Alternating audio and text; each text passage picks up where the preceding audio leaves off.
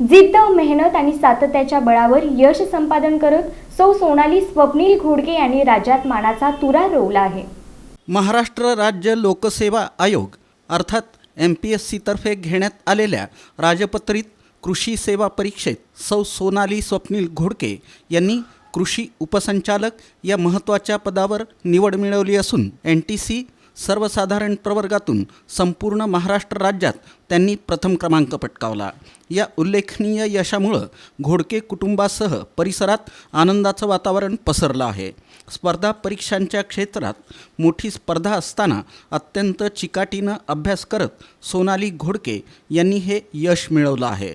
त्यांच्या या कामगिरीचं सर्व स्तरांमधून कौतुक होत आहे।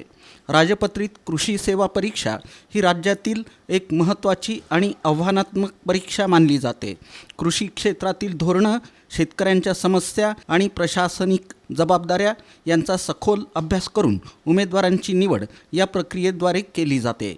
अशा कठीण परीक्षेत राज्यात प्रथम क्रमांक मिळवणं ही अत्यंत अभिमानाची बाब मानली जात आहे।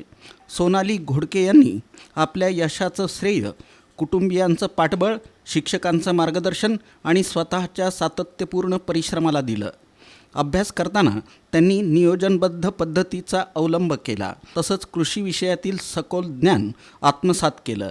त्यांच्या या यशामुळं ग्रामीण भागातील विद्यार्थ्यांसाठी प्रेरणादायी उदाहरण निर्माण झालं असून स्पर्धा परीक्षांकडे पाहण्याचा दृष्टिकोन अधिक सकारात्मक होण्यास मदत होणार आहे। कृषी उपसंचालक या पदावरून कार्यरत होताना शेतकऱ्यांच्या हितासाठी त्या प्रभावीपणे काम करतील अशी अपेक्षा व्यक्त केली जात आहे। सौ सोनाली स्वप्नील घोडके यांच्या या यशाबद्दल सर्व स्तरांमधून अभिनंदनाचा वर्षाव होत असून त्यांच्या पुढील वाटचालीसाठी शुभेच्छा दिल्या जात आहेत।